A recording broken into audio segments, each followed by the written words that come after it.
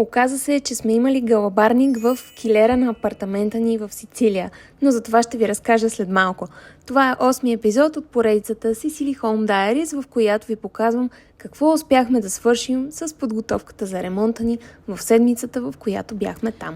Искаше ми се да кажа какво успяхме да свършим с ремонта, но мръсната истина е, че преди да стигнем до ремонта, трябва да почистим целия апартамент.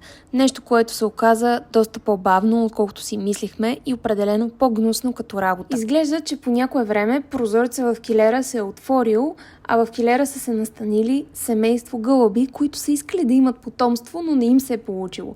След това явно са ги изгонили, но никой не беше почистил цялата кочина и гълъбови лайна, които бяха изсъхнали и поне не миришеха. Докато чистим, намерихме доста интересни находки, ако мога така да ги опиша, и ако не друго, ни беше интересно да се ровим в съндъка и кутиите.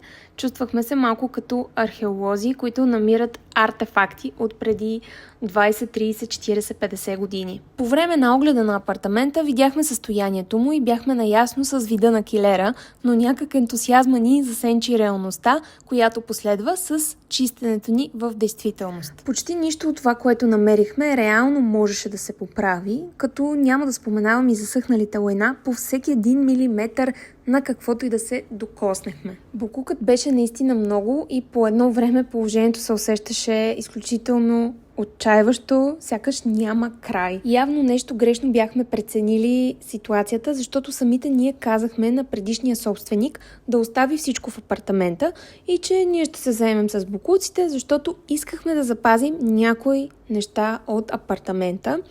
Заради тези неща в последствие си причинихме цялото това чистене.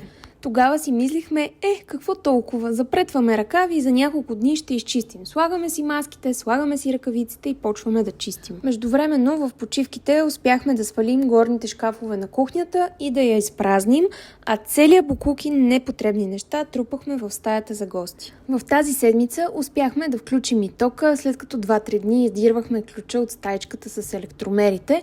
Отделно от специализирана фирма дойдоха и изнесоха в 7:30 сутринта старата цистерна, която се оказа от Етернит, който съдържа азбест. Макар много домакинства да използват все още подобни цистерни, ние не искахме да имаме такава в дома си, като за изнасянето платихме 600 евро. Показвам ви и финалния резултат на изчистения и боядисан килер, който ще се използва за новите цистерни, защото е най-добрата опция. Следвайте ме, защото историята на Sicily Home Diaries продължава в следващите епизоди.